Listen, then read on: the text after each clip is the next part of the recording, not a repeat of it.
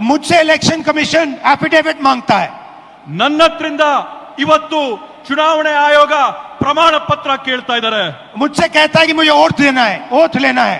ಅವ್ರು ನನಗೆ ಕೇಳ್ತಾ ಇದ್ದಾರೆ ನಿಮ್ ಮುಂದೆ ಬಂದು ಪ್ರಮಾಣ ಮಾಡಿ ಅಂತ ಹೇಳಿ. मैंने पार्लियामेंट के सामने, पार्लियामेंट के अंदर ओथ लिया है. ನಾನು इस संविधान के सामने ओथ लिया है. इस पर हाथ डाल के वोट लिया है. इस पे हाथ डालकर ओथ लिया है. ನಾನು ಸಂಸತ್ ಭವನದಲ್ಲಿ ಪ್ರತಿಜ್ಞೆ ಮಾಡಿದ್ದೀನಿ, ಸಂಸತ್ನಲ್ಲಿ ಪ್ರತಿಜ್ಞೆ ಮಾಡಿದ್ದೀನಿ, ಈ ಸಂವಿಧಾನದ ಮೇಲೆ ನಾನು ಪ್ರತಿಜ್ಞೆ ಮಾಡಿದ್ದೀನಿ, ನಾನು ನುಡಿಯಂತದ್ದೆಲ್ಲ ಸತ್ಯ ಅಂತ ಪ್ರತಿಜ್ಞೆ ಮಾಡಿದ್ದೇನೆ. और आज जब हिंदुस्तान की जनता हमारे डेटा को लेकर इलेक्शन कमीशन के वेबसाइट पर सवाल पूछ रही है, तो इलेक्शन कमीशन ने अपना वेबसाइट बंद कर दिया.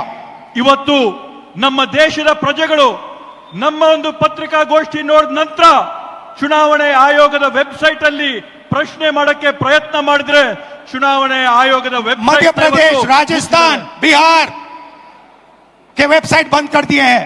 ಇವತ್ತು ಬೇರೆ ಬೇರೆ ರಾಜ್ಯಗಳ ವೆಬ್ಸೈಟ್, ಚುನಾವಣೆಯ ವೆಬ್ಸೈಟ್, ಬಿಹಾರದ ಚುನಾವಣೆಯ ವೆಬ್ಸೈಟ್ ಇವತ್ತು ಬಂದ್ ಮಾಡಿದ್ದಾರೆ. क्योंकि वो जानते हैं कि अगर हिंदुस्तान की जनता ने इसी डेटा को लेकर सवाल पूछना शुरू कर दिया तो उनका पूरा ढांचा कोलैप्स कर जाएगा. ಯಾಕಂತಂದ್ರೆ ಅವ್ರಿಗೆ ಮನವರಿಕೆ ಆಗಿದೆ, ಭಾರತ ದೇಶದ ಪ್ರಜೆಗಳು ಈ ಒಂದು ವಿಷಯನ ಕೇಳಿಕೊಂಡು ಪ್ರಶ್ನೆ ಮಾಡಕ್ಕೆ ಪ್ರಾರಂಭ ಮಾಡಿದ್ರೆ ಅವರ ಒಂದು ನಾಟಕ ಏನ್ ನಡೀತಾ ಇದೆ ಆ ನಾಟಕ ಮುಗಿದೋಗುತ್ತೇನಂತ ಭಯ ಇವತ್ತು ಅವ್ರಿಗೆ ಬಂದಿದೆ.